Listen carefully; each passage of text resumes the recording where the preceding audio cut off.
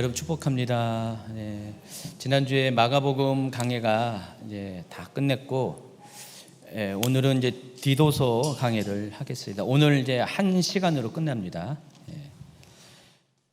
디도서 큐티가 어제부터 시작했잖아요. 이제 다음 주 화요일 날 끝나는데요. 약간 이틀 늦게 강의는 하지만은 오늘 이제 제가 주된 내용은 본문은 뒷부분에 조금 다를 거고요.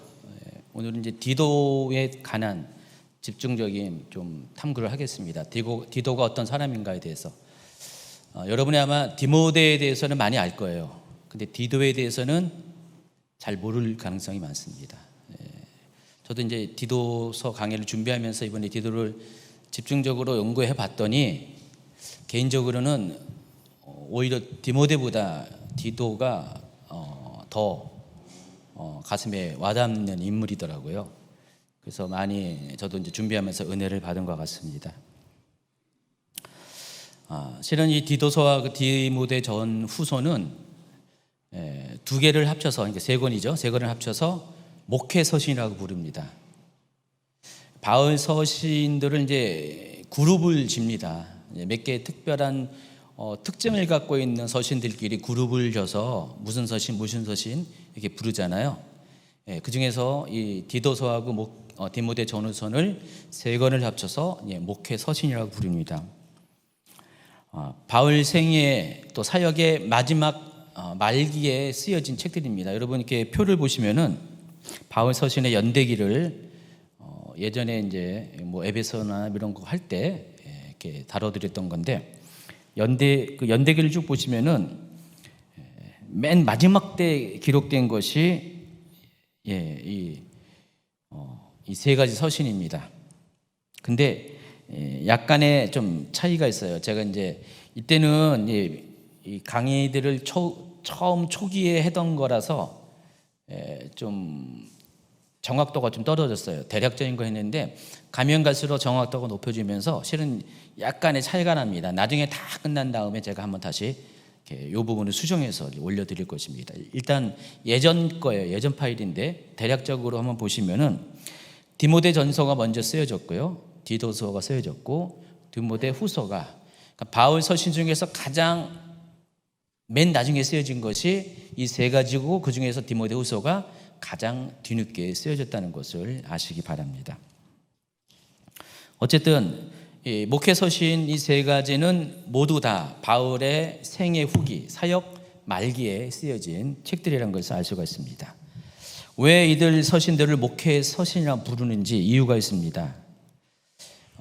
거의 대부분의 바울 서신들은요, 이 세 가지를 빼고 대부분의 바울 서신들은 지역 공동체에게 쓰여진 서신이에요. 가령 에베소서 하면은 뭐죠? 에베소 교회에게 쓰여진 책입니다. 골로새 교회, 빌립보 교회, 고린도서 마찬가지로 이렇게 쓰여졌습니다.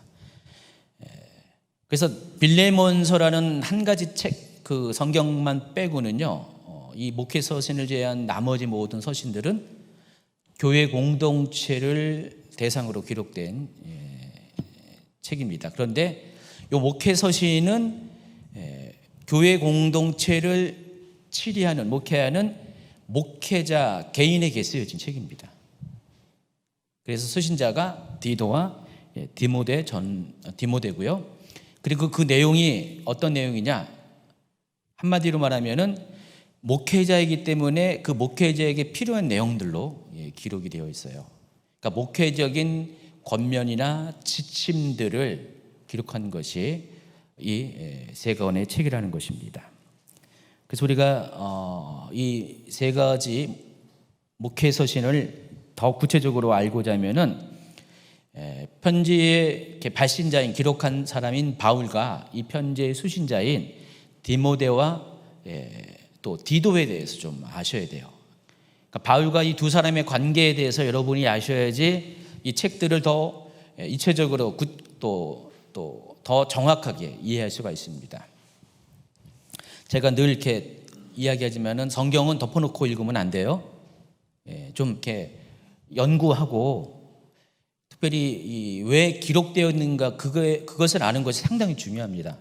그리고 이 편지의 기록자와 바울이죠. 또 이 편지를 받는 이 대상들이 누구인가를 아는 것이 상당히 중요합니다. 그래서 제가 앞전에 교회들에게 쓰여진 편지를 소개하면서 가령 에베소 교회가 어떤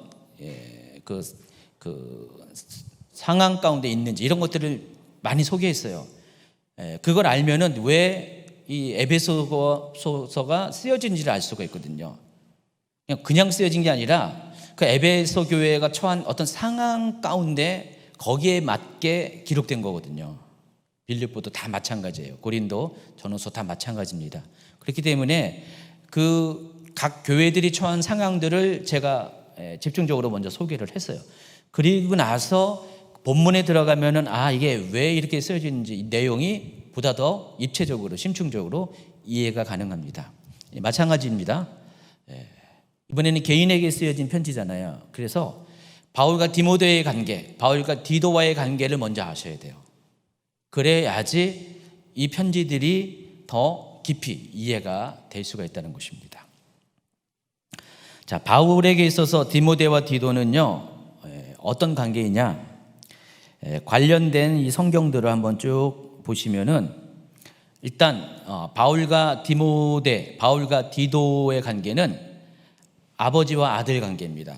물론 바울은 육신적으로 결혼을 안 했습니다. 독신이었어요. 그렇기 때문에 혈통적인 아들은 없었지만은 디모데와 디도를 아들로 불렀어요. 한번 볼까요? 믿음 안에서 참 아들 된 디모데에게 편지하노니 하나님 아버지와 그리스도 예수 우리 주께로부터 은혜와 긍휼과 평강이 내게 있을지어다. 아들 디모데야, 내가 내게 이 교훈으로서 명하노니 전에 너를 지도한 예언을 따라 그것으로 선한 싸움을 싸우며 사랑하는 아들 디모데에게 편지하노니 하나님 아버지와 그리스도 예수 우리 주께로부터 은혜와 긍휼과 평강이 내게 있을지어다.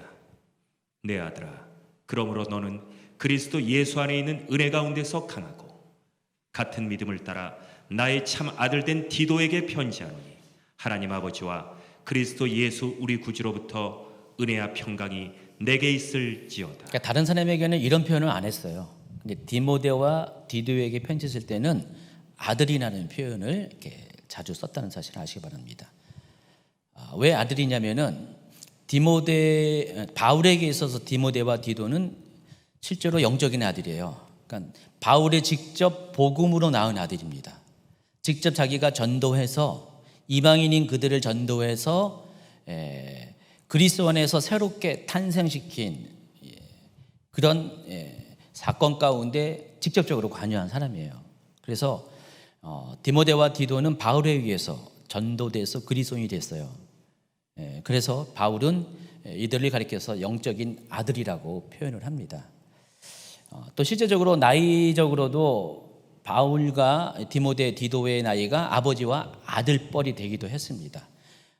바울은 이 디모데 전후서, 디도서를 쓸 때는 60대가 넘었어요. 그리고 특히 이제 디모데 같은 경우는 30대 정도, 20대에서 30대 정도, 20대는 지났습니다. 30대 쓸 때는 30대, 40대 정도 나이가 됐을 거예요. 근데 디도에 대해서는 학자마다 약간 달라요. 나이가 훨씬 많이 보는 사람도 있지만은, 근데 대략적으로 디모데보다는 나이가 좀 많을 가능성이 많아요. 그래도 바울과 어느 정도 나이 차이가 있는 것으로 추측이 됩니다.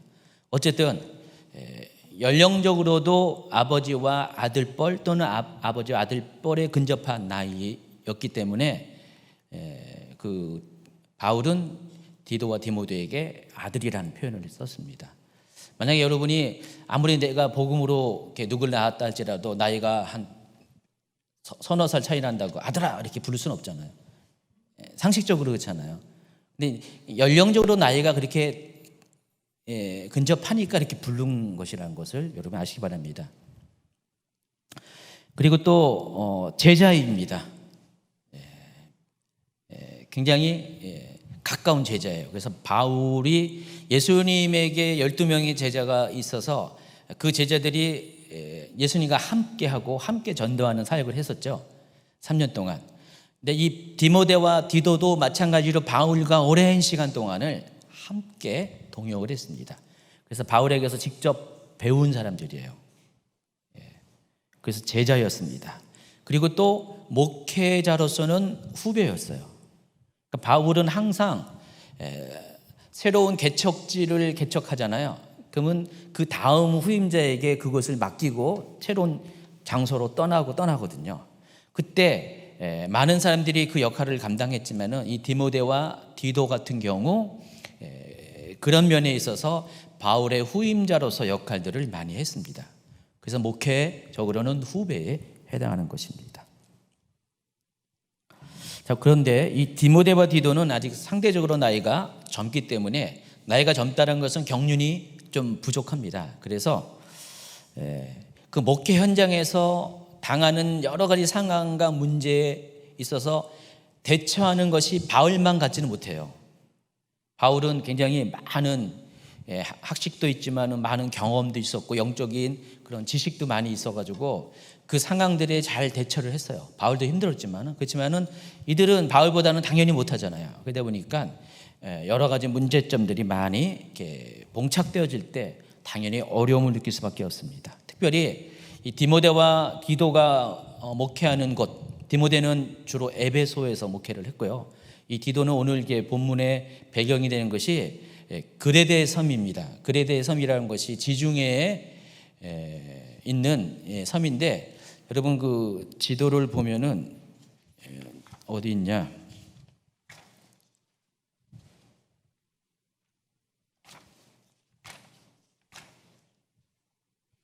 51번 슬라이드 보여주실래요?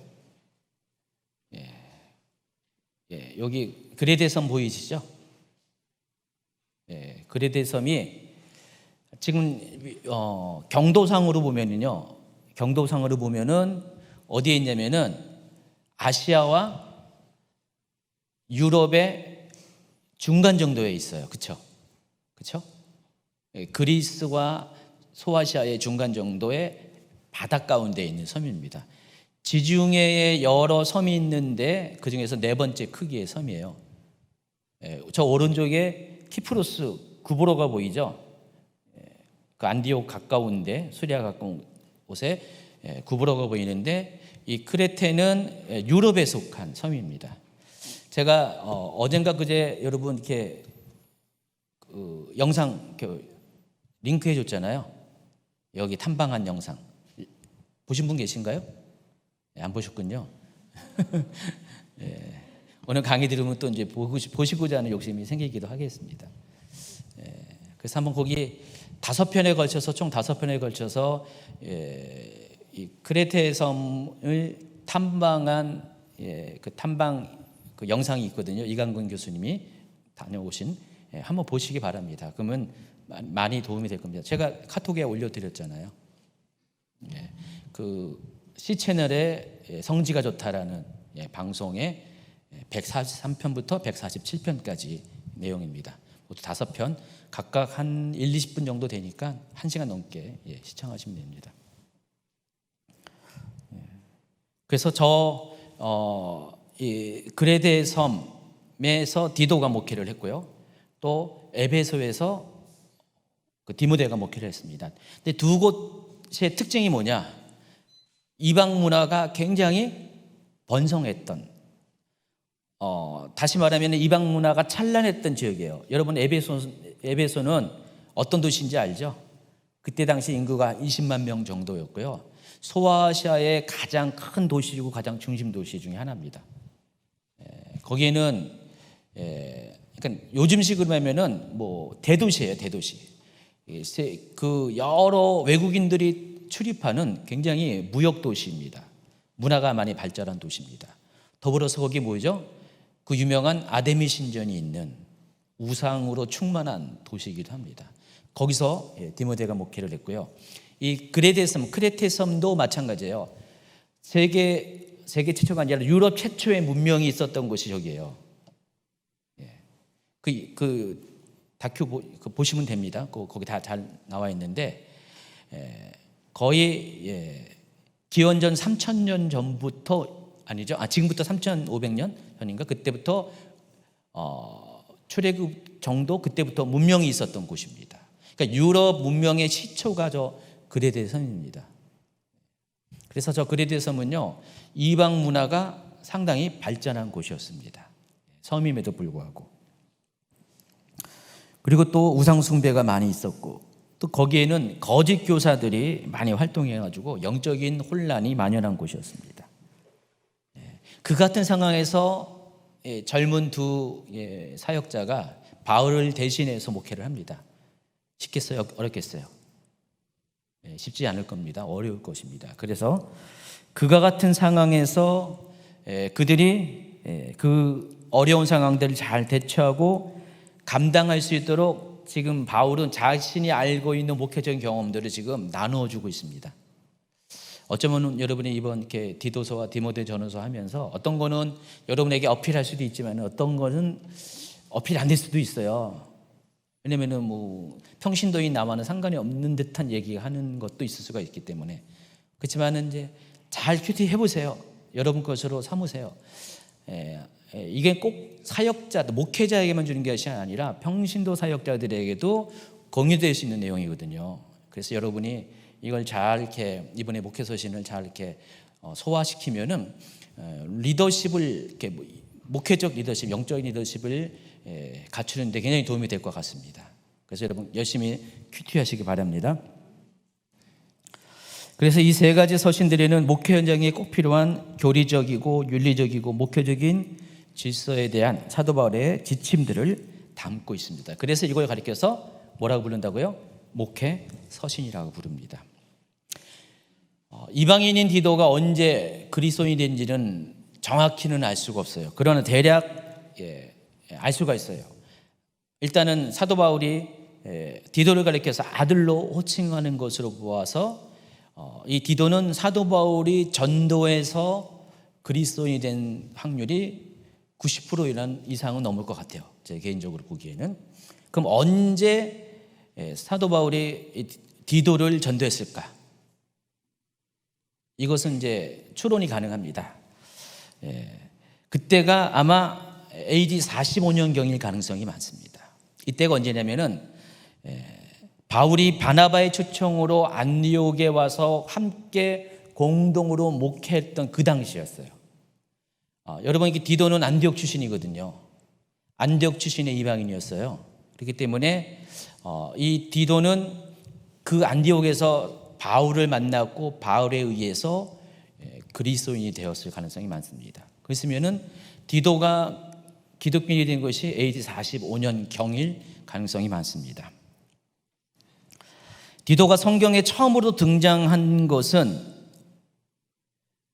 사도행전이 아닙니다. 사도행전은요, 디도라는 이름이 언급이 되지 않아요. 디도라는 이름 자체가 없어요. 사도행전에는요. 대신 다른 바울 서신에 보면은 디도가 여러 곳에서 등장하는데 성경에서 가장 처음으로 이렇게 그 디도의 존재가 드러난 것이 AD 49년경입니다.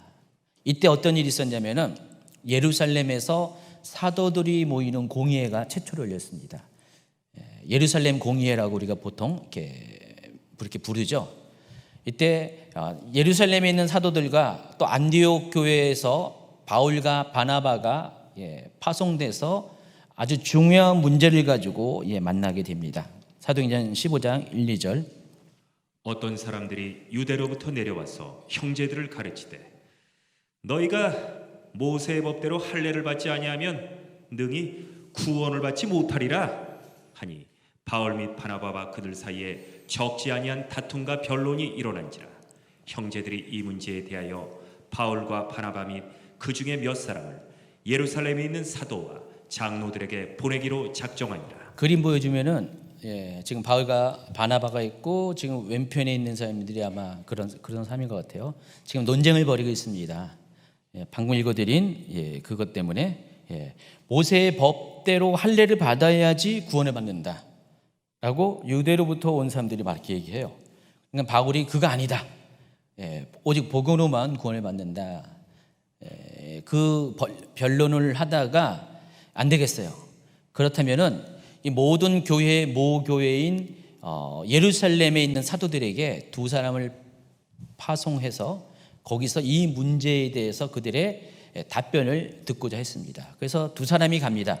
그런데 그때 두 사람만 간 게 아니에요. 바울과 바나바만 간 게 아니라 여기 보니까 그 중에 몇 사람도 같이 갔다 그랬어요. 그 몇 사람 중에 하나가 디도였어요. 자, 그 이야기가 갈라디아서 2장에 나옵니다. 14년 후에 내가 바나바와 함께 디도를 데리고 다시 예루살렘에 올라갔나. 예, 있습니다. 여기까지. 이때 그 몇 사람 중에 하나가 디도였어요. 그러니까 사도행전에는 디도라는 이름이 나오지 않지만은 갈라디아서에서는 이때의 상황을 더 구체적으로 소개하는데 사도 바울이 그때 디도도 함께 갔다라고 했고요. 3절에는 나와 함께 있는 헬라인 디도라고 표현을 합니다. 그러니까 디도는 그리스 사람이라는 것을 알 수가 있습니다. 자, 아마도 이때부터 디도는 바울의 동역자, 엄밀히 말하면 조력자로서 활동을 시작하게 되었을 것입니다. 여기서 잠시 아주 좀 중요한 내용이라서 제가 참고사항이지만 중요한 내용이라서 바울의 예루살렘 방문 기록들을 좀 소개를 하겠습니다. 안 해도 돼요. 안 해도 되는데 하는 게 나을 것 같아서 앞으로 계속 이제 다뤄야 될 것들이 많다 보니까 길어질 수도 있지만 그래도 제가 일부러 이렇게 했습니다. 이때 아니면 언제 합니까? 그렇죠? 예. 바울은요 총 5번에 걸쳐서 예루살렘을 방문합니다. 물론 그 전에도 방문했지만 회심 이후에 5번. 바울은 회심한 이후에 5번에 걸쳐서 예루살렘 교회를 방문하는데 디도와 함께 방문했던 요 때가 바로 그 중에서 3번째 방문 때였습니다. 그래서 그 5번의 예루살렘 방문 그 기록을 차례로 소개하겠습니다. 먼저 AD 34년 내지 35년입니다. 이때 그 날짜는 경으로 붙여야 돼요. 어바웃으로 붙여야 됩니다. 1년 정도의 차이가 있을 수가 있어요. 그래서 다 이렇게 연구자마다 조금씩 차이가 있습니다. 그래서 제가 대략적으로 34년에서 35년으로 이렇게 잡습니다. 이때가 바울이 회심한 지 3년째 되는 해입니다. 바울은 회심한 지 3년 만에 베드로를 만나기 위해서 예루살렘으로 갑니다. 여러분 바울이 언제 회심했죠?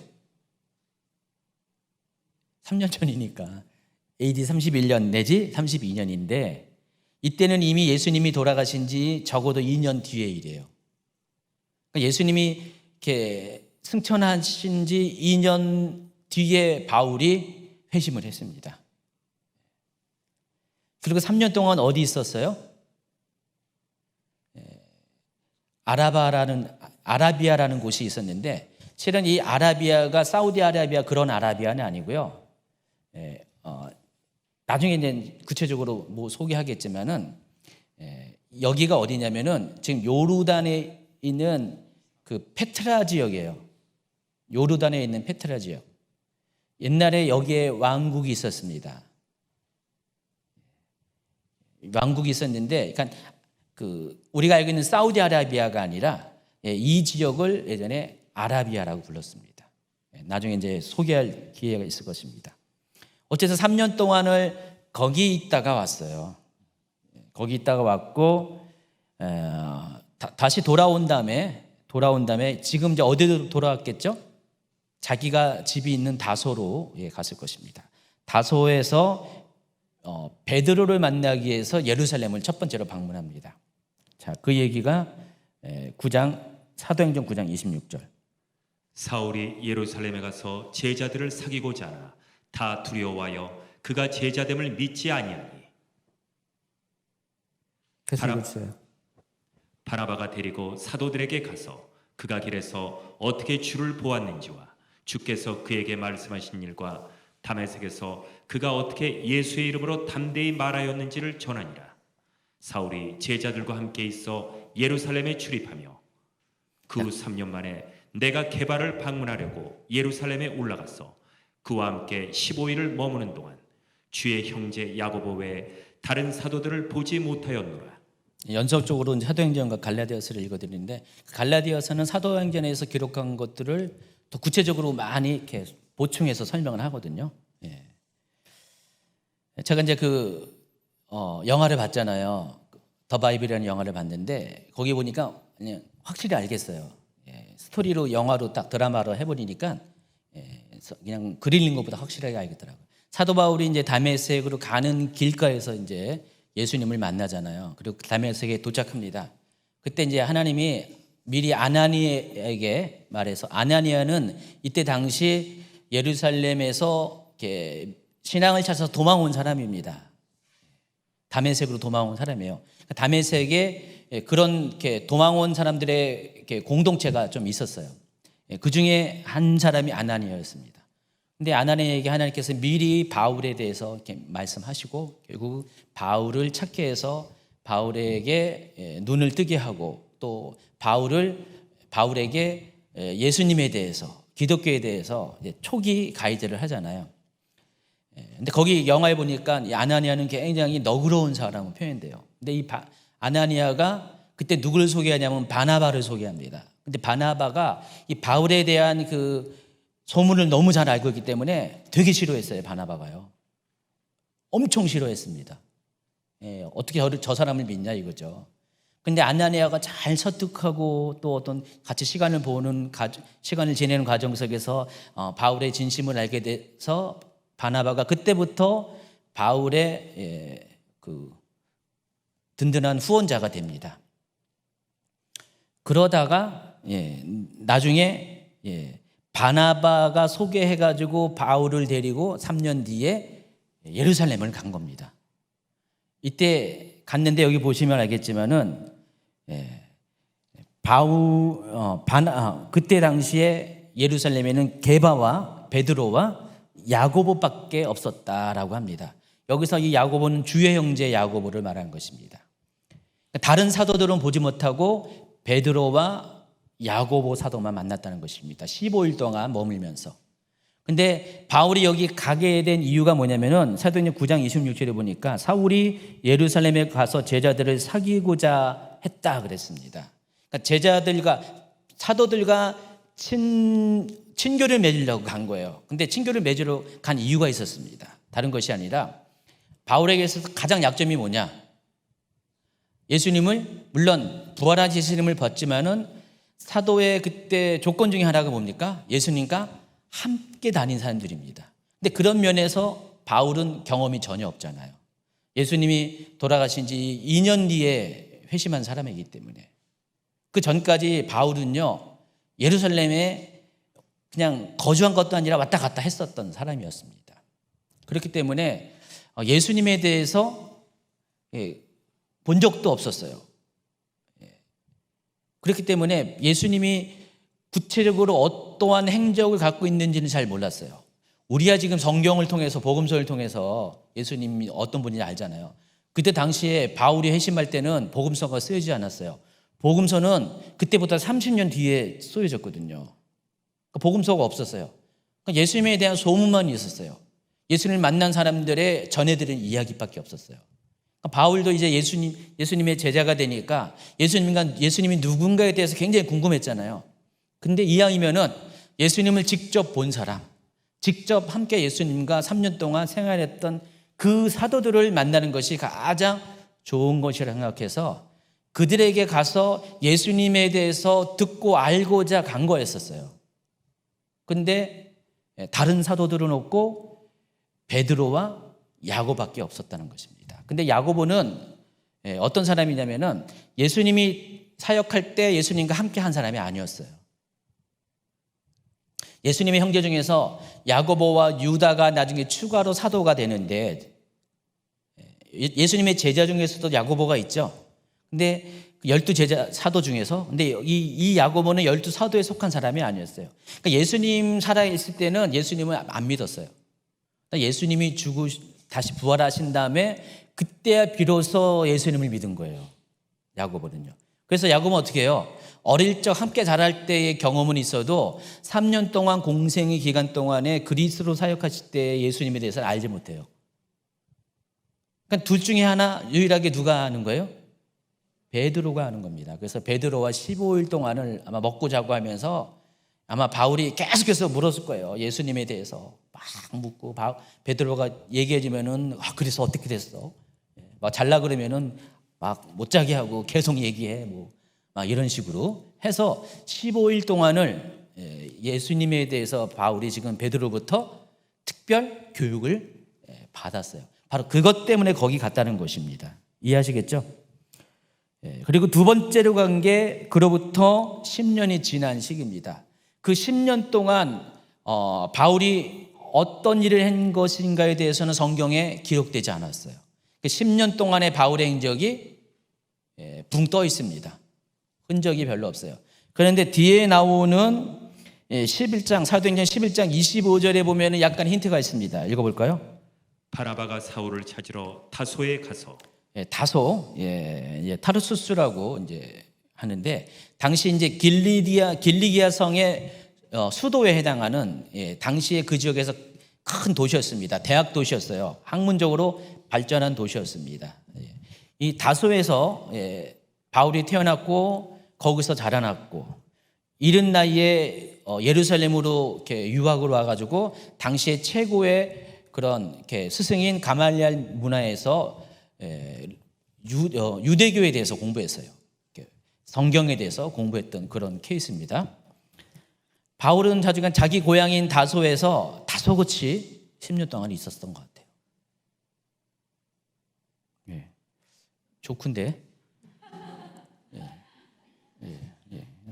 다소곳이 있었어요. 여기서 다소곳이 있었는데 10년 동안 바울은 이곳에 있었을 겁니다. 10년 뒤에 이제 10년 전에 바울을 예루살렘 교회에 소개한 이 바나바가 바울을 다시 찾아옵니다. 이유가 있었습니다. 바나바는 이제 안디옥에서 사역을 하고 있었는데 당시 안디옥은 로마 제국의 3대 도시였어요. 제일 큰 도시가 로마고 당연히 약 100만 명의 인구가 있었고요. 두 번째 큰 것이 북아프리카에 있는 알렉산드리아고요. 그리고 세 번째 큰 것이 바로 여기 수리아에 있는 안디옥이었습니다. 그러니까 세 번째로 큰 대도시였습니다. 여기는 많은 종교와 또 문화와 인종의 사람들이 섞여 사는 곳이었습니다.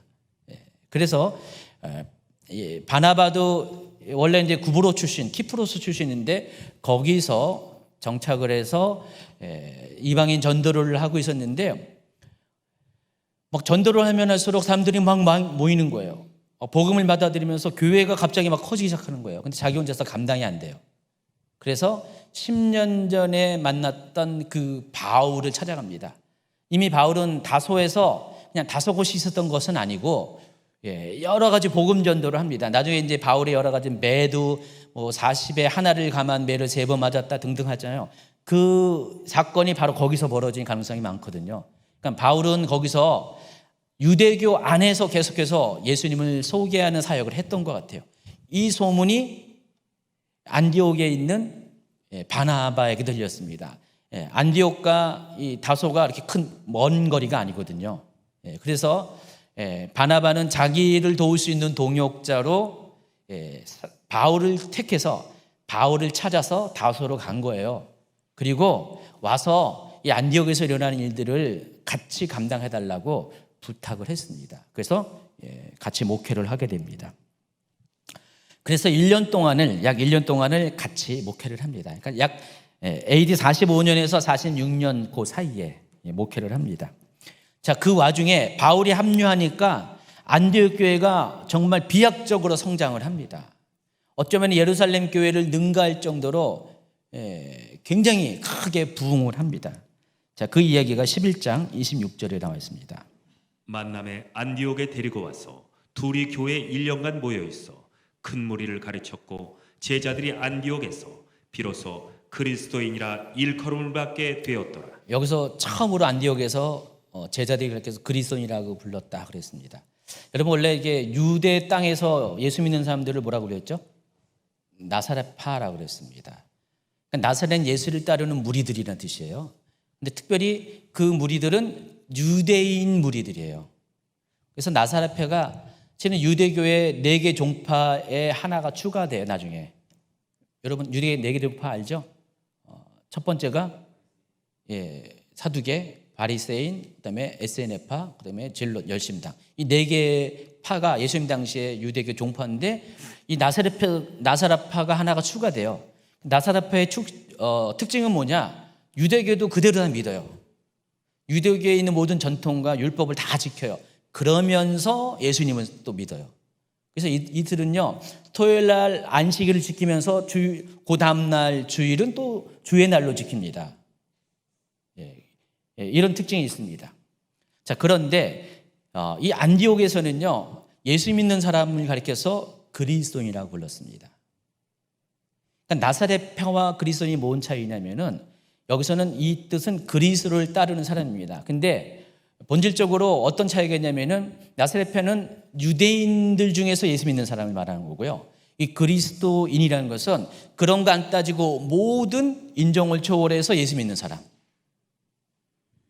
유대인, 이방인 따질 것 없이 다 예수 믿는 사람을 그리스도인이 불렀다는 것입니다.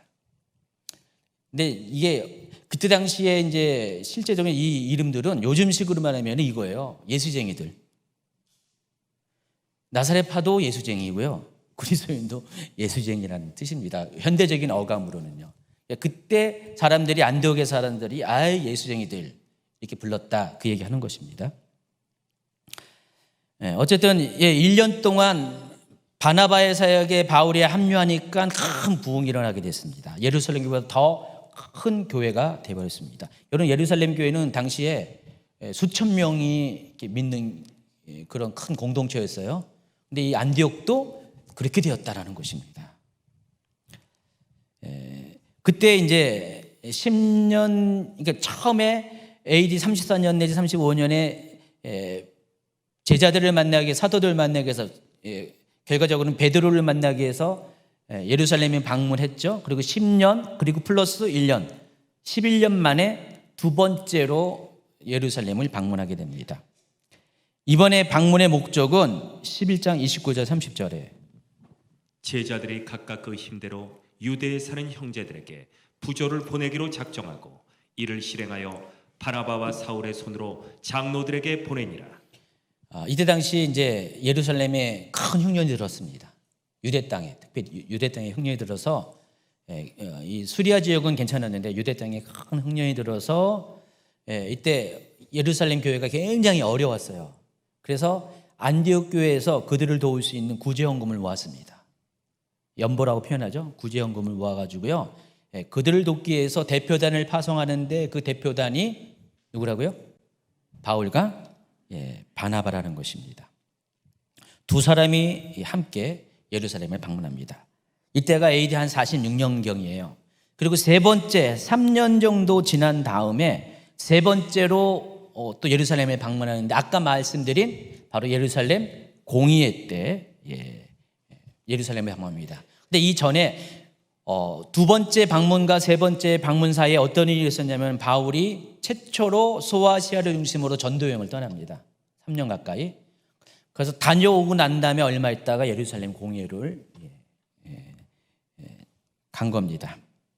그리고 네 번째 방문이 또 이로부터 3년 뒤인 AD 한 52년경인데 이때는 제2차 전도여행을 끝마치고 돌아올 때 안디옥으로 직접 가지 않고 어디로 갔냐면은 가이사랴로 갑니다. 가이사랴가 예루살렘에서 서편으로 지중해 변에 있는 요빠 위쪽에 있는 당시의 항구 도시였거든요. 그 지중해 변에 항구가 별로 없어요. 이스라엘은요.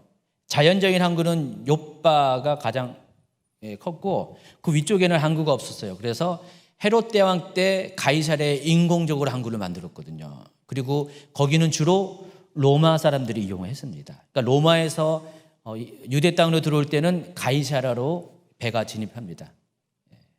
당시 국제 항이죠. 가이사랴로 들어온 다음에 안디옥으로 돌아가기 전에 잠시 예루살렘을 방문합니다. 이게 네 번째 방문이에요.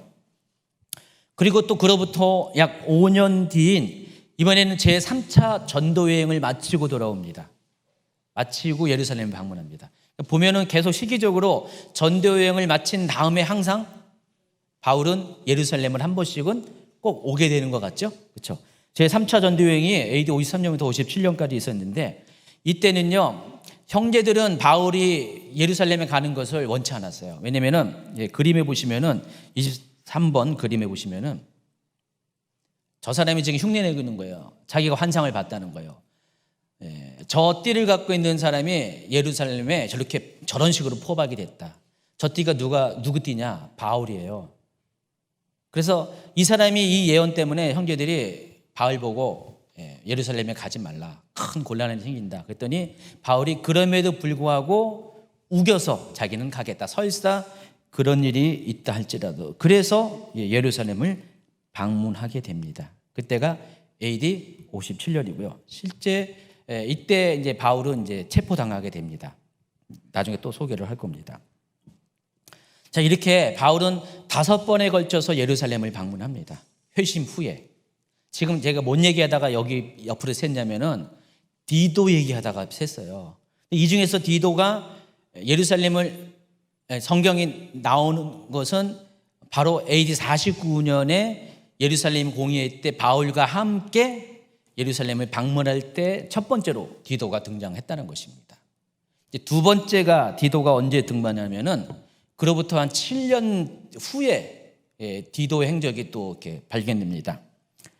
고린도 교회에서 사도 바울이 여러 가지 복잡한 문제가 생기면서 자신을 대신해서 그 문제를 처리할 수 있도록 누군가를 보내야 되는데 그때 바울로부터 선택받아서 고린도 교회에 파송된 사람이 바로 디도였어요.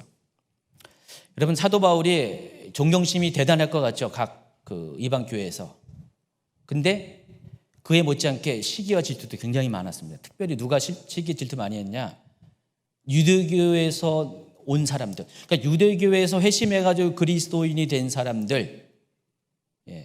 이 사람들이 교회 안에서 특별히 바울을 대김없이 싫어했습니다. 왜냐하면 바울이 전하는 메시지와 자기들이 소신하고 맞지 않기 때문에. 그들 생각에 바울은 율법을 폐하는 율법 폐기론자로 비춰진 거예요. 실은 아니거든요. 여러분도 많이 오해하는데 갈라디아서를 보면은 바울이 마치 율법을 폐기하는 사람으로 이렇게 비춰지는데 실제로는 그런 것이 아니었어요.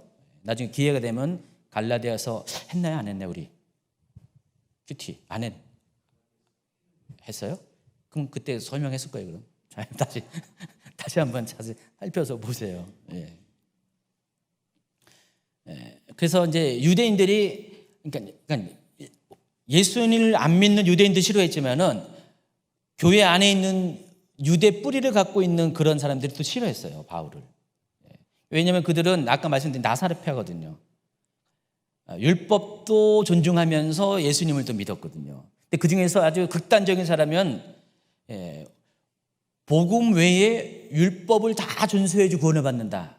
그렇게 또 얘기했거든요. 그래서 아까 그 안디옥에서 그런 문제가 생겨가지고 예루살렘 공의회가 이제 개최된 거잖아요. 바울을 굉장히 싫어했어요, 그런 사람들이요. 가는 곳곳마다 바울을 시기 질투 모함을 합니다. 이 고린도 교회에서도 그런 일이 생겼어요. 그들 중에 일부가 바울에 대해서 음해를 합니다. 이렇게 안 좋은 얘기를 해가지고 거기에 고린도 교회 성도 중에 일부가 영향을 받았어요. 가령 여러분 이제 천여 목사님 저하고 이제 있는데 저와 천여 목사님을 여러 가지 그런 영적인 코드가 안 맞아 싫어하는 분이 여기 몇 분 계세요. 아니 실제 계신다는 게 아니라 가령 계시는데 이분이 뒤에 가가지고요 집사님들 장로님한테 뭐 권사님한테 가가지고 제 목사님 알고 보면 이런 분이야 하면서 나랑 안 맞아 막 이런 식으로 부정적인 얘기를 해보세요. 영향 안 받을까요? 받겠죠? 아마 이렇게 받았던 분도 계셨을 수가 있어요. 그렇죠? 솔직히 얘기해 보세요. 실제로 그래요. 어느 교회든지 지금도 어느 교회든지 대부분의 어떤 이렇게 성도들에게 이렇게 그 인정받는 목회자 할지라도 그 교회 정말 극히 일부라도 그 담임 목회자에 대해서 불만을 가지고 불평불만한 사람들이 분명히 있어요. 어느 교회든지 간에요. 다 있습니다. 그런 사람들이 만약에 어떤 그 일반적인 성도들보다 더 말씀도 뛰어나고요. 뭔가 좀 이렇게 성장했다라는 어떤 그런 이렇게 티가 나는 그런 사람이 그런 말들을 해보세요. 어떻게 해요? 영향을 훨씬 받죠. 이때 당시 그 유대로부터 온 사람들이 그런 사람들이었거든요. 그런 위치에 있는 사람들이었어요. 사실 고린도 교회 성도들은, 이방 교회 성도들은 대부분 초신자고요.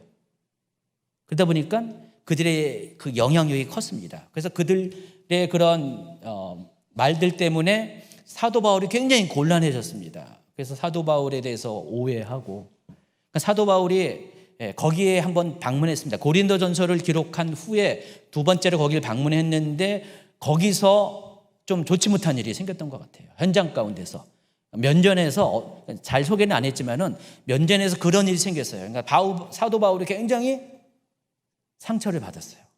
굉장히 기분 나쁘고 상처를 받고, 그런 상태로 에베소로 돌아왔거든요. 그러니까 바울이 곰곰이 생각해 보니까 이대로 두면 안 될 것 같아요. 자기 개인적인 어떤 모욕도 모욕이지만은 이대로 뒀다간 고린도 교회가 여러 가지 문제가 생겨요. 여러분 고린도전서 보시면 알겠지만 고린도전서가 보면은 처음부터 4개의 팔을 언급하면서 굉장히 문제가 있는 그런 교회였잖아요. 그런 성향에 있는 교회가 자기에 대해서도 그렇게 하다 보니까 놔뒀다가는 안 되겠어요. 그래서 사도 바울이 잠을 자다가도 아마 벌떡 일어나가지고 고린도 교회에 가서 내가 정말 할 말을 해야지, 아마 그런 생각들 많이 가졌을 거예요. 근데 그럴 때마다 사도 바울이 생각을 한 거예요. 내가 이 기분 가지고 가면은 분명히 싸울 것 같아. 그럼 바울이요, 나중에는 굉장히 이렇게 온유한 사람으로 바뀌지만은 굉장히 바울이요 아주 열정적인 사열질이거든요. 젊을 때로 가면 갈수록, 시간이 갈수록 온유한 사람 바뀌죠. 베드로도 마찬가지죠. 베드로도 굉장히 성질 급한 사람이었는데 시간이 가면 갈수록 베드로 전후서 쓸 때는 굉장히 온유한 자로 바뀌게 되죠. 바울도 마찬가지예요. 그래서 바울이 이때만 해도 아직 팔팔할 때였거든요. 50대였거든요. 그러니까 바울이 나름대로 성질을 막 죽이고 있는 거예요. 한편으로는 이것들 하면서 속으로 혼자서 그랬다가 또 한편으로는 지금 가면 싸우지. 그래서 고민하다가 어떻게 했냐면은 스스로 방문하는 것을 자제하고 자기 대신에 다른 사람을 보내기로 결정을 합니다. 그 이야기가 고린도후서 2장 1, 2, 3절. 내가 다시는 너희에게 근심 중에 나아가지 아니하기로 스스로 결심하였노니 내가 너희를 근심하게 한다면 내가 근심하게 한 자밖에 나를 기쁘게 할 자가 누구냐. 내가 이같이 쓴 것은 내가 갈 때 마땅히 나를 기쁘게 할 자로부터 도리어 근심을 얻을까 염려하며. 이거는 이제 고린도 후서에서 과거를 다시 회상하면서 쓴 거예요. 그러니까 아직 이 고린도 후서가 쓰여지기 전에 이런 일이 있었다는 것입니다. 그래서 이제 바울이 이것 때문에 결국 뭐예요? 누가 가장 이 일에 좋아할까? 사탄이 가장 좋아한다. 그래서 내가 사탄에게 이용당하면 안 된다 해가지고 그 대신에 디도를 보냅니다. 2장 4절. 나는 몹시 괴로워하며 걱정하는 마음으로 많은 눈물을 흘리면서 여러분에게 그 편지를 썼습니다. 그러나 그것은 여러분을 마음 아프게 하려고 한 것이 아니라 여러분을 내가 얼마나 극진히 사랑하고 있는지를 알려주려고 한 것이었습니다. 갑자기 세 번역으로 바뀌었죠. 분위기가 싹 바뀌었죠. 바울의 좀 이렇게 심정을 더 잘 표현된 거라서 이렇게 번역을 바꿨는데, 여기 보면은 디도 편에 편지를 보냈다. 정관사 글을 표현했어요. 그래서 그 편지를 썼다 그랬어요. 그래서 지금 바울은 디도 편에 편지를 써서 고린도 교회에게 어떤 내용을 전달했는데 그 내용이 쉬운 내용은 아니었어요. 한마디로 회개를 촉구하고 질책하는 내용이었어요. 그래서 준엄한 편지라고 표현들을 합니다. 근데 이 편지가 지금은 전승되지 않습니다. 그래서 이 편지가 원래는 고린도 전서와 후서 사이에 끼어 있는 편지예요. 그러니까 만약 이게 있었으면은 고린도 전, 중, 후? 고린도 1, 2, 3, 4 이렇게 될 뻔했죠. 심지어는 4번째 편지도 있는데 지금 그 중에서 이제 2가지 편지만 이렇게 우리에게 이제 이렇게 이어져 내려옵니다. 그러니까 고린도 전서와 후서 사이에 이 편지가 기록된 거예요. 이 고린도 전서와 후서가 채 1년 안쪽에 쓰여진 거기 때문에 이 편지도 그 중간에 쓰여진 것입니다.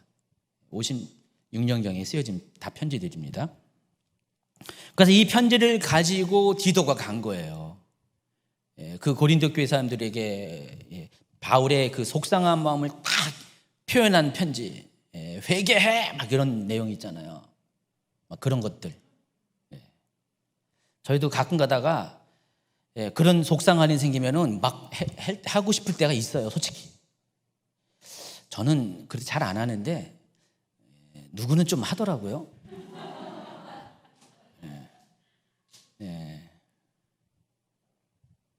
확실히 누구는 바울과 같아. 그러니까 열정이 있으면 항상 그럴 수밖에 없어요. 바울도 이때 참으라고 애썼기 때문에 거리가 좀 있어서 망정이지, 만약에 가까웠으면 쫓아갈 수도 있었어요, 바울이요. 그래서 대신 이제 디도를 보냅니다. 근데 이 편지를 가져간 이 디도가 연락이 없네요. 그때 당시 전화도 없잖아요. 그러니까 디도가 돌아오기를 기다렸는데 기다려도 오지 않습니다. 그러는 중에 이제 바울에게 어떤 일이 생기냐면은 마케도니아로 사역을 나아갈 수 있는 기회가 다시 생겼어요. 그래서 바울이 디도를 기다리다가 마케도니아로 떠나가게 됩니다. 근데 불편한 마음을 가지고 왔어요, 바울은요. 왜냐하면 계속 고린도 교회에 자기 편지를 가져간 디도가 돌아와서 상황을 전달하지 않았기 때문에 계속해서 그 앞전에 그 불편한 마음을 가지고, 심각한 마음을 가지고, 눌린 마음을 가지고 마케도니아로 나갔던 것입니다. 그 이야기가 고린도후서 2장 12, 13절. 내가 그리스도의 복음을 전하려고 드로아에 갔을 때 주님께서 내게 거기에서 일할 수 있는 길을 열어주셨습니다. 그러나 나는 내 형제 디도를 만나지 못하여 마음이 편하지 않아서 그들과 작별하고 마케도니아로 갔습니다. 고린도후서 2장에서 7장으로 건너뛰는데 이것은 중간에 거뜬 삽입장들이에요. 그래서 이제 이어지는 내용입니다. 7장 5절에 가면은요, 사도 바울이 마케도니아에서 있었던 어려운 일들을 이렇게 고백합니다. 우리가 마케도니아에 이르렀을 때에도 우리의 육체는 조금도 쉬지 못하였습니다. 우리는 여러 가지로 환난을 겪었습니다. 밖으로는 싸움이 있었고 안으로는 두려움이 있었습니다. 마케도니아 갔더니 안팎으로 굉장히 이렇게 고난을 겪으면서 사도 바울이 거기서 이제 사역을 하고 있었어요. 거기 추가로 뭐가 있었어요? 마케도니아 가기 전부터 있었던 그 고린도 교회와의 그 불편한 그 무거운 심정, 이걸 가지고 마케도니아에 사역을 했어요. 그리고 다시 돌아왔습니다. 그런데 그때 이제 디도가 돌아온 거예요. 근데 디도가 돌아왔는데 디도가 돌아올 때 자기가 염려하고 걱정했던, 두려워했던 그 고린도 교회와의 그 문제에 대해서 기쁜 소식을 가지고 돌아옵니다. 7장 6절. 그러나 시리에 빠진 사람을 위로해 주신 하나님께서는 디도를 돌아오게 하심으로써 우리를 위로해 주셨습니다. 계속해서 7절. 그가 돌아온 것만으로만이 아니라 그가 여러분에게서 받은 위로로 우리는 위로를 받았습니다. 여러분이 나를 그리워하고 내게 잘못한 일을 뉘우치고 또 나를 열렬히 변호한다는 소식을 그가 전해줄 때 나는 더욱더 기뻐하였습니다. 왜 이렇게 아주 그냥 이렇게 기쁜 얼굴로 이렇게 노견 전사님이 봤더니 아주 그냥 즐거운, 웃으면서 막 이걸 하더라고요. 그래서 이 사도 바울이 마케도니아를 떠나가기 전에도 힘들었는데 가서도 굉장히 고생하고 왔잖아요. 여전히 무거운 마음을 가지고 이렇게 다녔어요. 사역자들이 때로는 그렇거든요. 그럴 때 많아요. 억지로 해야 돼요. 막 힘들어도요. 사도 바울 이 심정 제가 충분히 이해하거든요. 근데 딱 돌아왔을 때 디도로부터 온 소식은 너무나 기쁜 소식이었어요. 무슨 소식이었어요? 우리와 달리 고린도 교회 성도들이 여전히 자기를 신뢰하고 여전히 자기를 사모한다. 갑자기 이 사도 바울이 그동안 힘들었던 그 무거웠던 심정들, 마케도니아에서 겪었던, 안팎으로 겪었던 많은 그 연단들이 갑자기 확 풀어지는 거예요. 이랬을 거예요. 할렐루야! 하나님 감사합니다. 감사합니다. 나를 위로해 주시군요. 그 장면입니다. 그래서 사도 바울이 뒤늦게 또 그때의 심정을 가지고 또 이런 내용을 또 기록하죠. 8절 9절.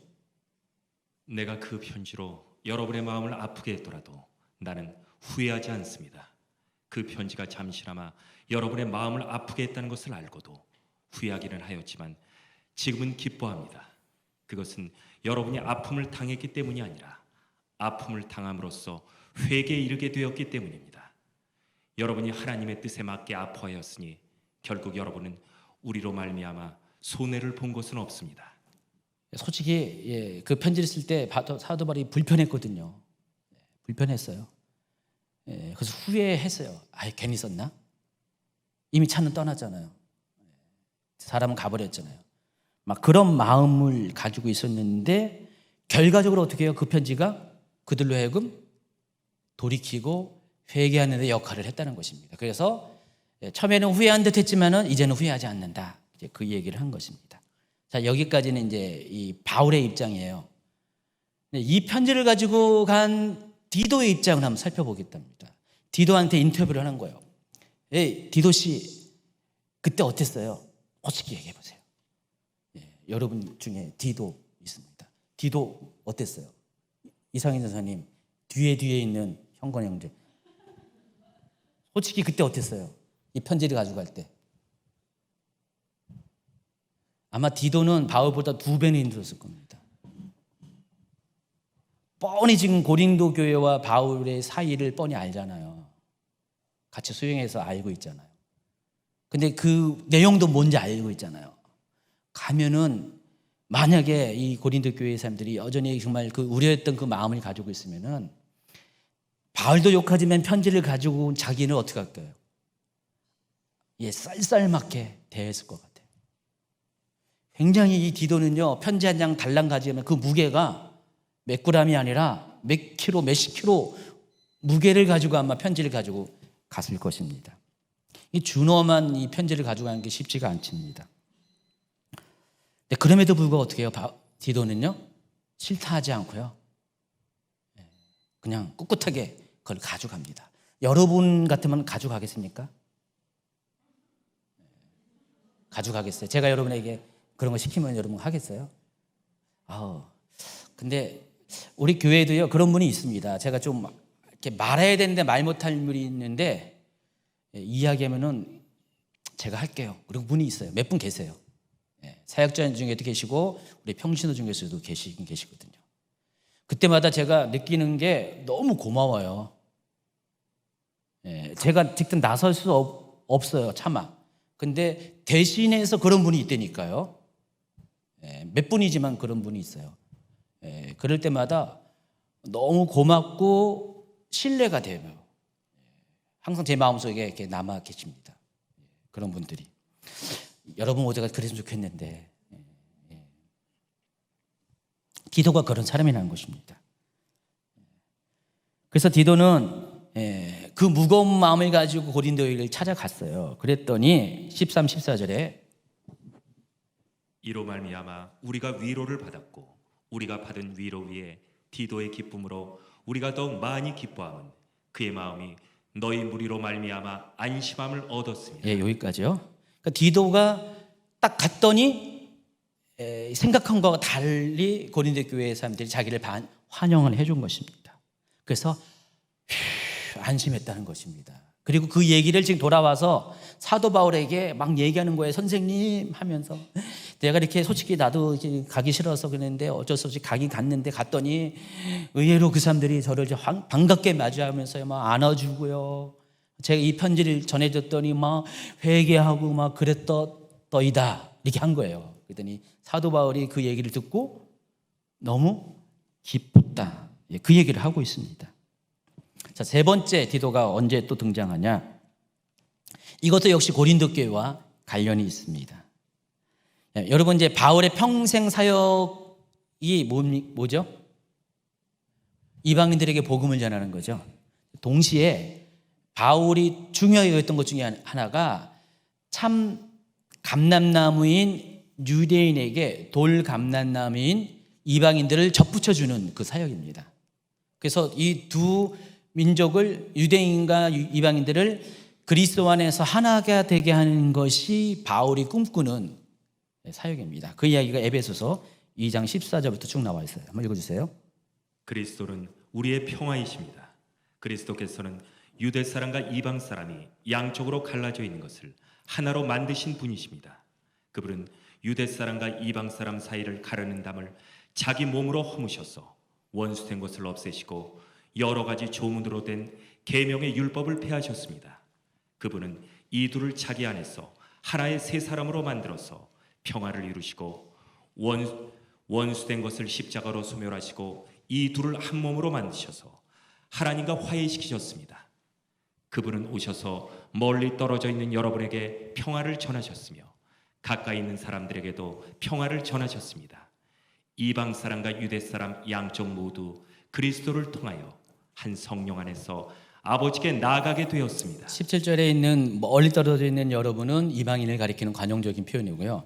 가까이 있는 사람들은 유대인을 말하는 뜻입니다.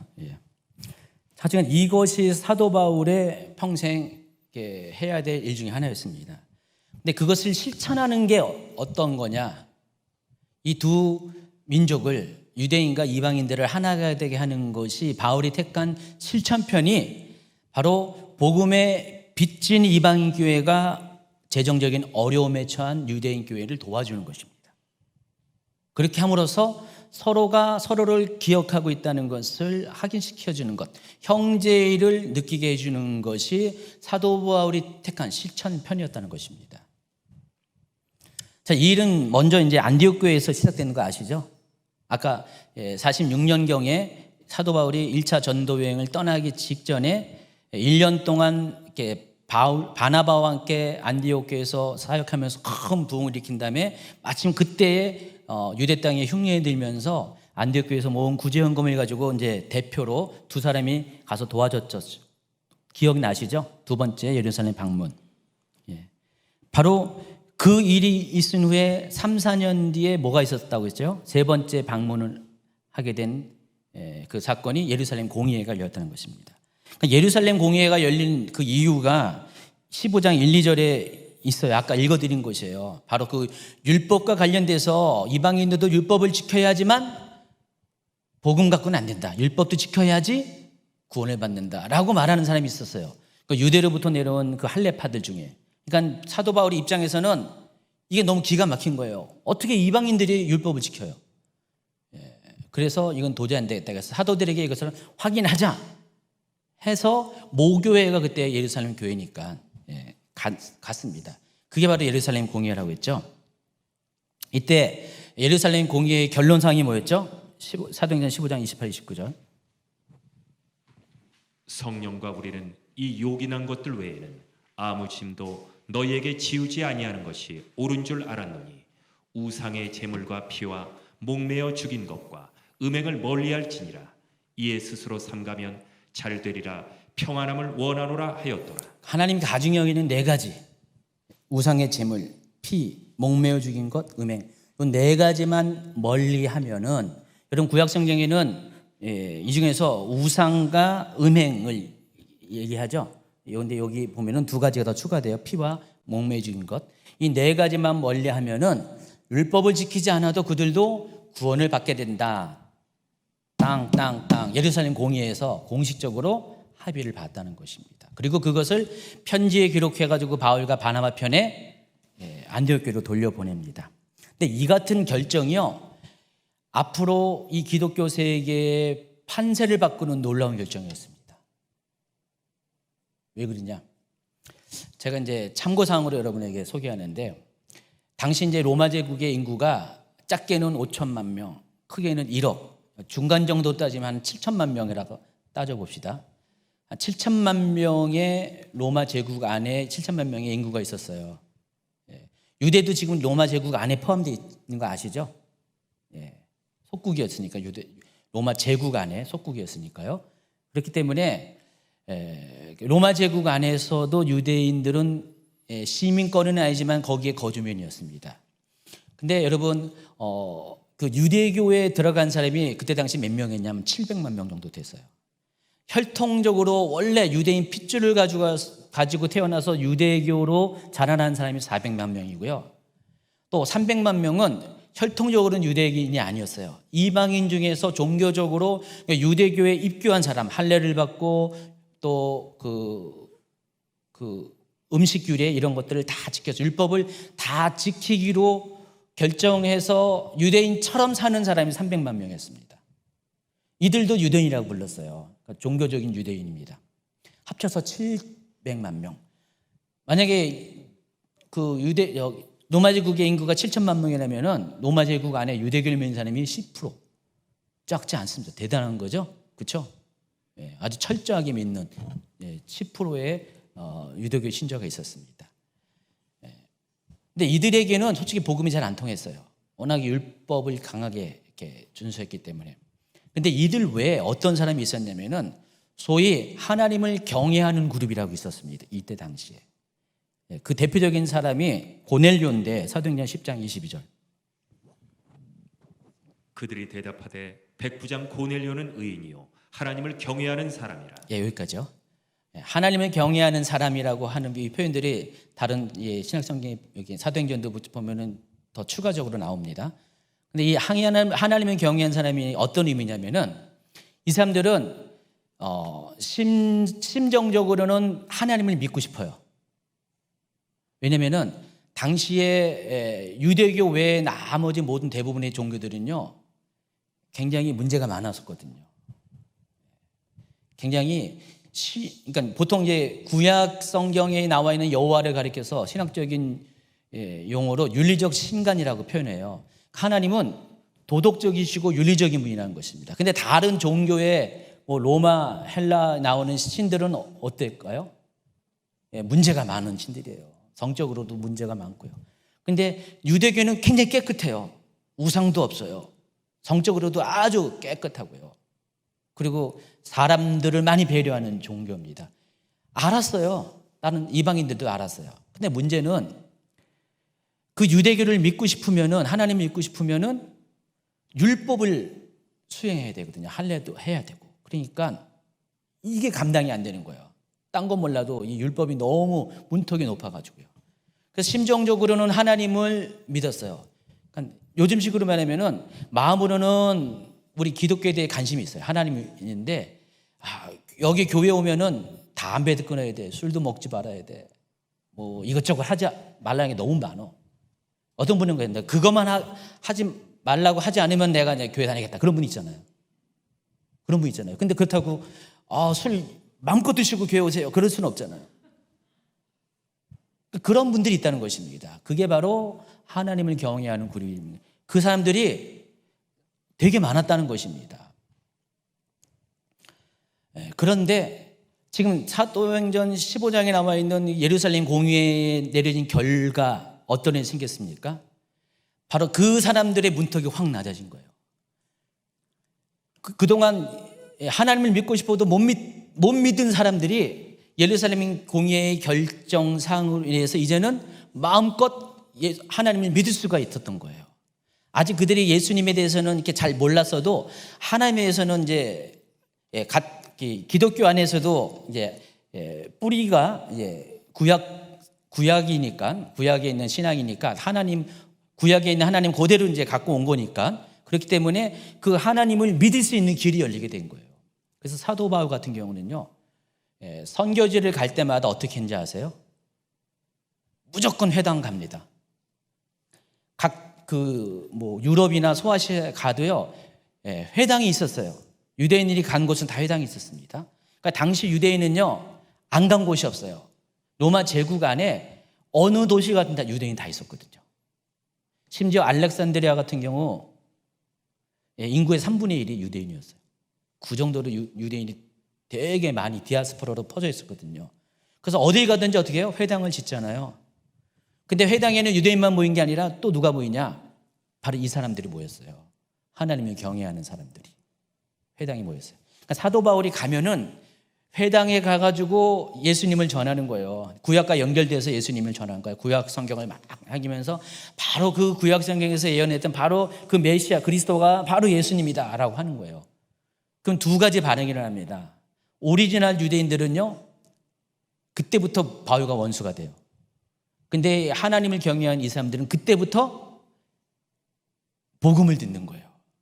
그래서 이들도 그때부터 이제 그 구약 신앙 안으로 들어올 수 있는 문이 열리게 됩니다. 그래서 바울이 가는 곳곳마다 어떤 일이 생기냐? 회당이 쪼개집니다. 두 사람들이 쪼개지는 거예요, 두 그룹이. 그래서 오리지널 유대인 사람들은 회당을 더욱더 중심으로 모이게 되고, 거기 하나님을 경외하는 이 그룹들이 바울을 쫓아서 교회가 형성이 되는 거예요. 그러니까 유대인 입장에서 바울이 왼수야 아니에요. 왼수잖아요.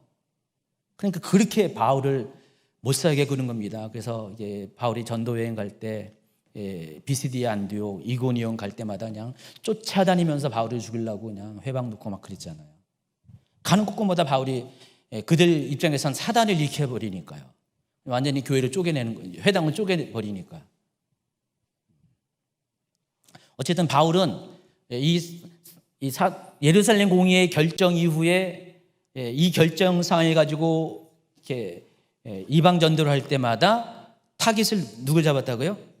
바로 하나님이 경외하는 아직 유대계 안으로 들어오지 못한 그런 사람들을. 그리고 그들이 결국은 초기 이방 기독교의 성도가 된 겁니다. 이해하시겠죠? 옆으로 쭉 샜어요. 자, 그런데 갈라디아 기록에 하면은 이때 예루살렘 공의에서는요, 요 부분만 이렇게 결론 지은 게 아니라, 사도행전에는 거기 나와 있지 않지만 갈라디아에서는요, 두 가지 결정사항이 또 있었어요. 그게 뭐냐? 첫 번째, 갈라디아서 2장 9절. 또 기둥같이 여기는 야고보와 게바와 요한도 내게 주신 은혜를 알므로 나와 바나바에게 친교의 악수를 하였으니 우리는 이방인에게로 그들은 할례자에게로 가게 하려 함이라. 첫 번째, 아까 그 율법과 관련된 결정 말고요. 전체적으로는 두 번째죠. 이제 그 전도의 선교의 영역을 나눕니다. 그러니까 예루살렘에 있는 예루살렘 교회는 유대인들에게 복음을 전하는 것으로 하고, 그리고 또 안디옥 교회는 이방인 교회, 이방인에게 복음을 전하는 걸로 영역을 딱 구분합니다. 근데 실제로는 나중에 보면은 이제 바울이 이걸 안 지켜요. 안 지켜 영역을 침범해가지고 그래서 문제가 되는 거예요 또. 근데 약간 이게 애매했던 건 사실인 것 같아요. 그리고 또 한 가지 중요한 것이 10절입니다. 다만 우리에게 가난한 자들을 기억하도록 부탁하였으니 이것은 나도 본래부터 힘써 행하여 왔노라.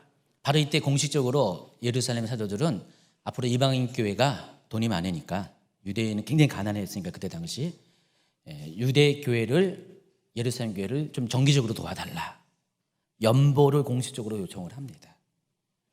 그래서 사도 바울이 이때부터 다닐 때마다, 이방인 교회를 다닐 때마다 예루살렘을 도와야 된다, 예루살렘 교회를 도와야 된다, 계속 부르짖고 다닌 거였어요.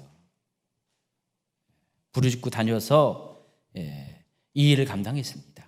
그런 측면에서 고린도 교회도 그렇게 얘기를 한 거예요.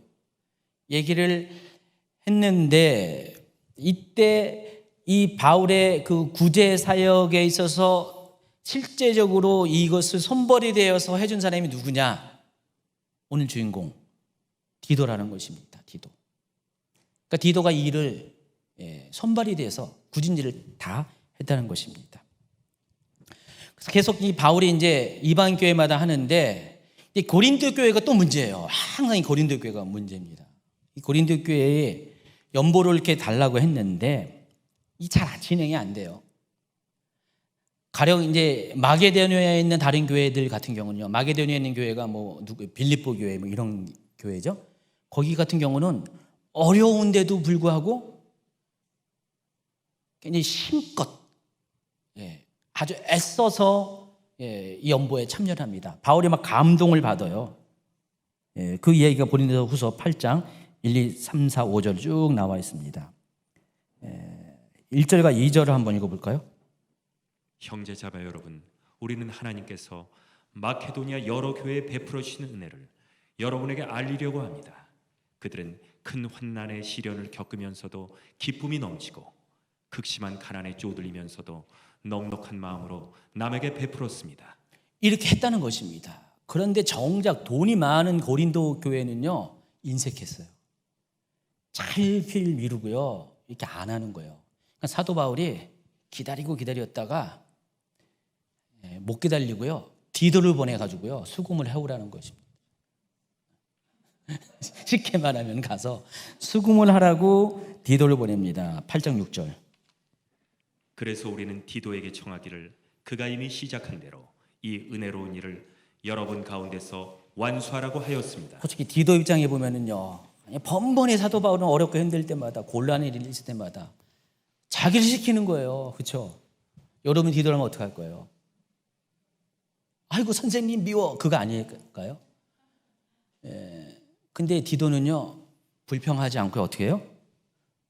언제나처럼 성실하게 꿋꿋하게, 특별히 연보를 돕는 일에는요, 더 적극적으로 바울의 열정을 가지고 나갑니다. 왜냐하면 디도도 이미 예루살렘 공의에 함께 동참을 했던 사람이잖아요. 그래서 상황을 더 아니까 바울과 같은 심정을 가지고 이 일에 동참합니다. 솔직히 바울은 유대인들과 하는 혈통이라서 더 그렇다지만은 디도 입장에서는 완전히 자기는 이방인이잖아요. 근데도 불구하고 디도는 예루살렘 교회를 돕는 일에 최선을 다해서 정말 이렇게 부담스러운 일임에도 불구하고 바울의 손과 발을 기꺼이 대어줬다는 것입니다. 그래서 사도 바울은 이런 디도에 대해서 계속해서 이렇게 평가합니다. 16, 17절부터 23절까지. 여러분을 위한 나의 열성과 똑같은 열성을 디도의 마음에 주신 하나님께 나는 감사를 드립니다. 그는 우리의 청을 받아들였을 뿐만 아니라 더욱 열심을 내어서 자진하여 여러분에게로 갔습니다. 디도로 말하면 그는 내 동료요, 여러분을 위한 내 동역자입니다. 그리고 그와 같이 간 우리의 형제들로 말하면 그들은 여러 교회의 심부름꾼들이요 그리스도의 영광입니다. 이런 이유 때문에 사도 바울은 디도를 아들처럼 아끼고 또 아꼈다는 것입니다. 그게 오늘 이제 디도서 1장 4절에 나와 있어요. 같은 믿음을 따라 나의 참 아들 된 디도에게 편지하노니. 지금까지 이런 모든 상황들이 반영된 인사예요, 이게. 이것을 그친 게 아니라 디도가 네 번째로 등장합니다. 디도서의 배경인 그레데 교회와 관련이 있습니다. 제3차 전도여행을 마치고 사도 바울이 예루살렘으로 5번째 방문하죠. 이때 사도 바울은 말리고 말렸는데 억지로 자기가 고집해서 가서 결국 거기서 유대인들의 그 반대, 극심한 반대를 받아서 나름대로 사도 바울이 그들부터 피하기 위해서 택한 것이, 자의반 타의반 택한 것이 로마 감옥에 갇히는 것입니다. 그래서 가이사랴 감옥에 2년 동안 갇힙니다. 그리고 사도 바울이 이때 로마 황제에게 자기가 시민권을 갖고 있기 때문에 재판을 청구해가지고 어떻게 해요? 로마로 가게 되죠. 그래서 로마에 가서 2년 동안의 시간을 감옥 아닌 감옥에, 셋집이라고 표현했죠. 그러니까 느슨한 연금 상태를 말합니다. 거기에 갇혀서 있게 됩니다. 그때가 AD 61년부터 63년경일 거예요.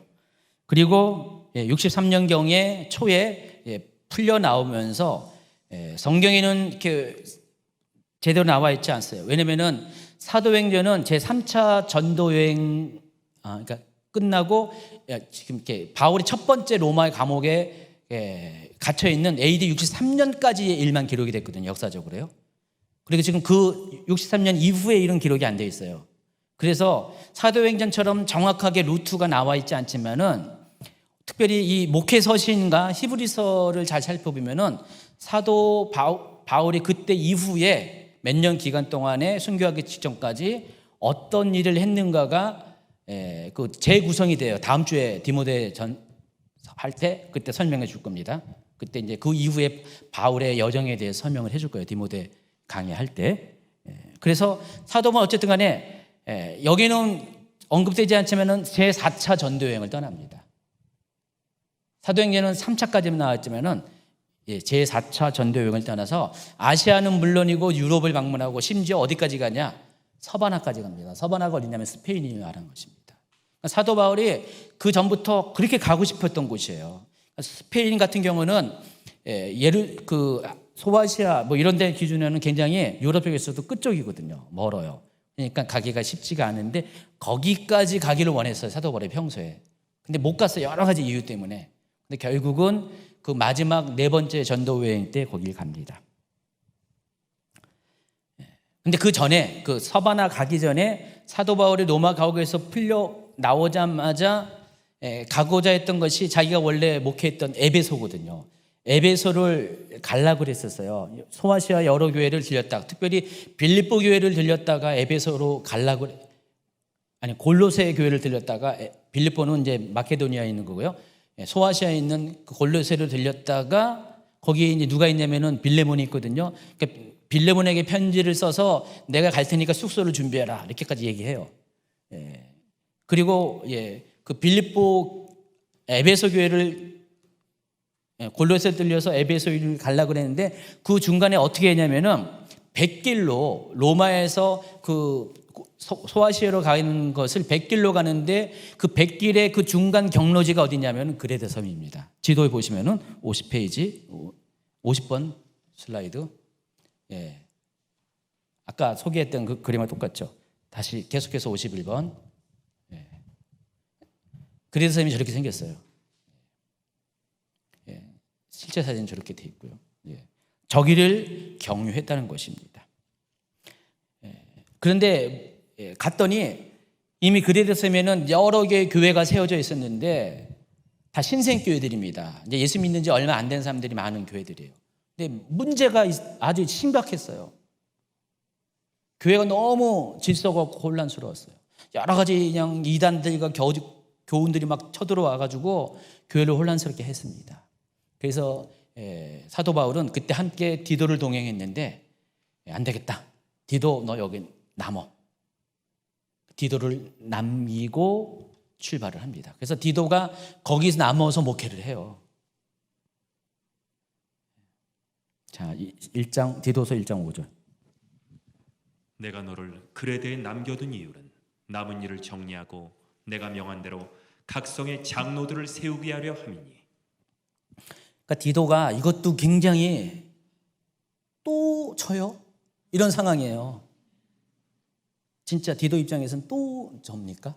이런 상황입니다. 왜냐면은 이 그레데 섬이 굉장히 문제가 많은 섬이었거든요. 아까 말했던 것처럼 여기가 3,500년 된 문명이 있어. 3,500년 전부터 있던 문명이 있었어요. 유럽 최초의 문명, 미노스 문명이라고 있는데, 그리고 이방 문화가 아주 발달해가지고요 여러 가지 복잡해요.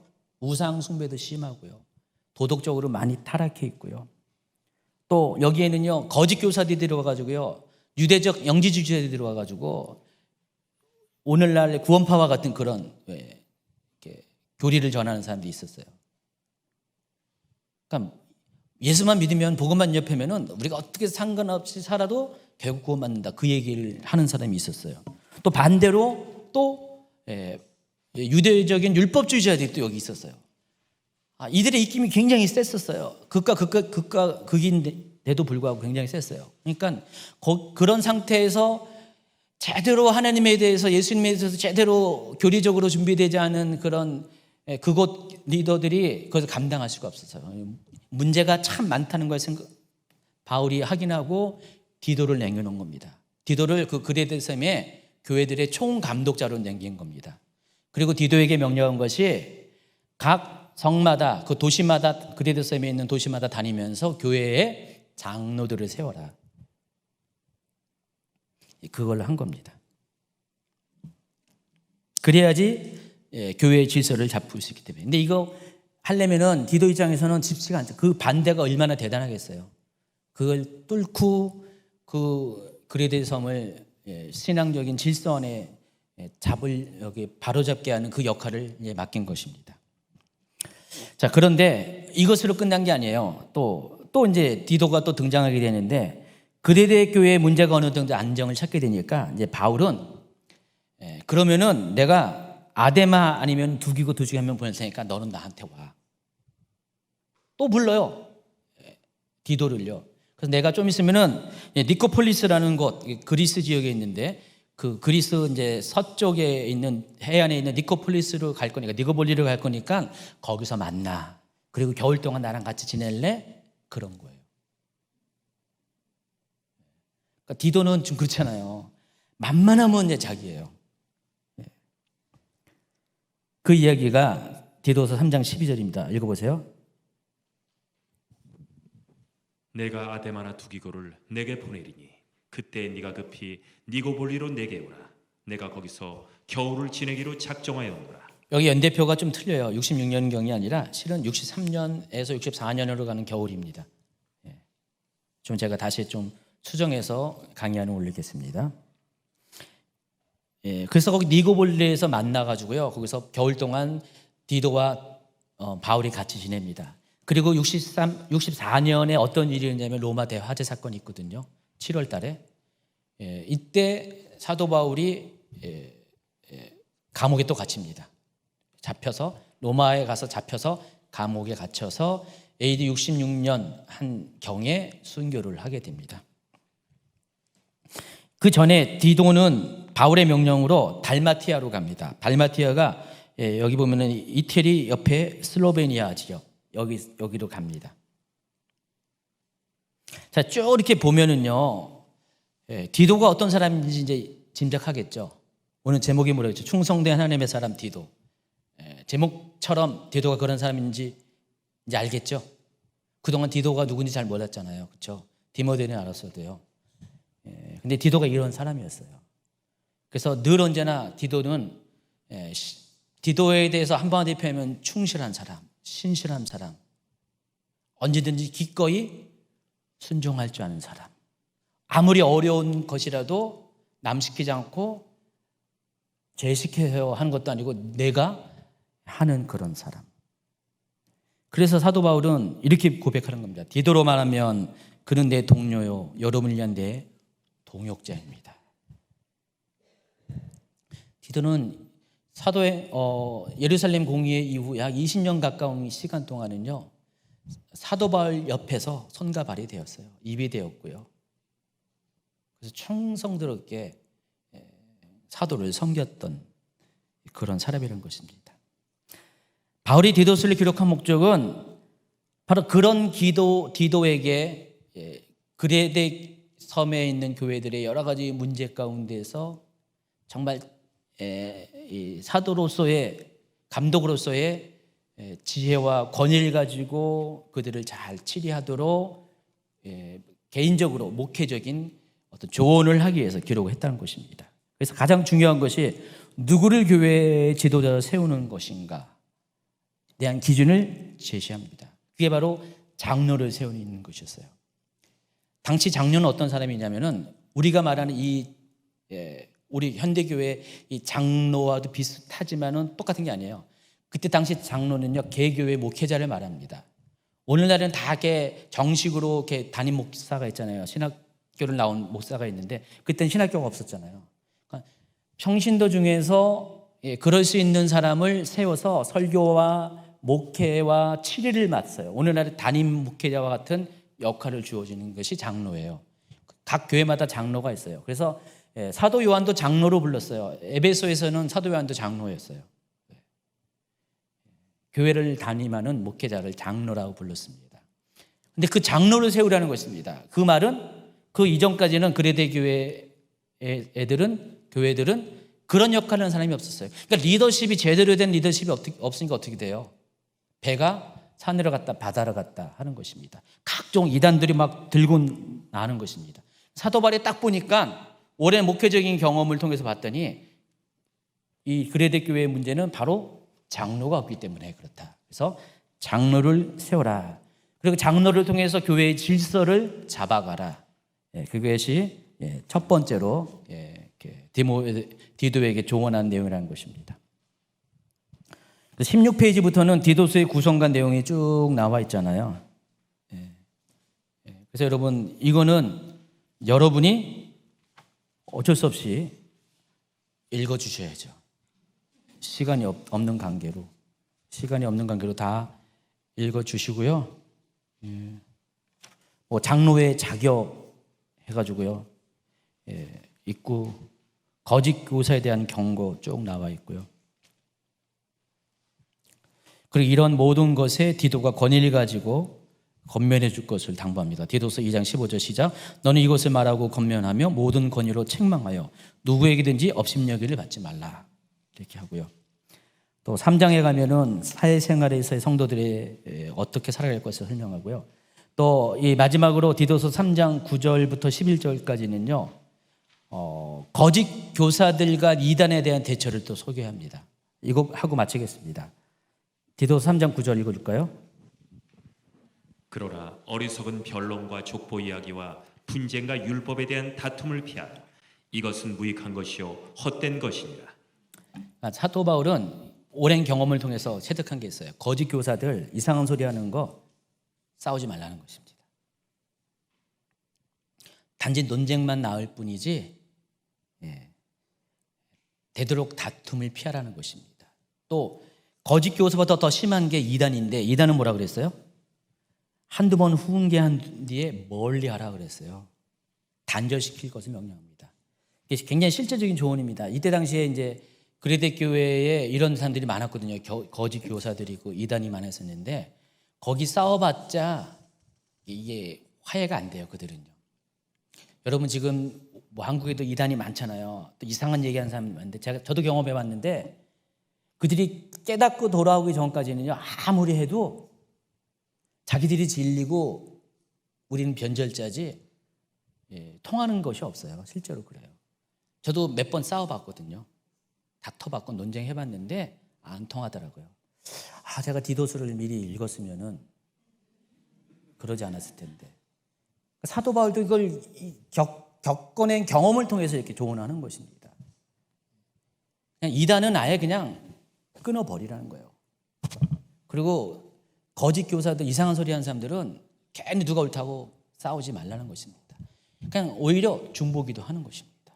중보기도하면은 하나님의 때가 되면 돌이켜서 돌아오게 할 수가 있어요. 교회 안에서 여러 가지 불평불만하고 문제를 일으킨 사람 설득할 필요가 없어요. 그냥 기도하세요. 기도하면은 언젠가는 자진해서 깨닫고 돌아오거든요. 그런 권면을 마지막으로 합니다. 나머지는 여러분 자세한 것들은 강의안들을 참조해 주시기 바랍니다. 오늘 디도가 누구인지를 알았죠? 여러분 바라기는 여러분도 디도가 되길 바랍니다. 성은 달라도 이름은 다 똑같이 김디도, 박디도, 최디도 디도가 되길 바랍니다. 하나님 누구를 가장 신뢰한다고 바울도 디도를 신뢰했듯이 하나님도 이런 디도를 신뢰할 겁니다. 그러니까 성경에는 많이 주목되지 않아요. 오늘 제가 여러분 소개해서 비로소 주목을 했지만은 주목되지 않지만은 그와 같은 사람들이 참 많았어요. 구약에서는 누가 그런 사람이냐면 갈렙이 그랬거든요. 구약의 갈렙처럼 신약에는 디도가 있습니다. 여러분도 이렇게 디도가 되기를 예수님 축원합니다.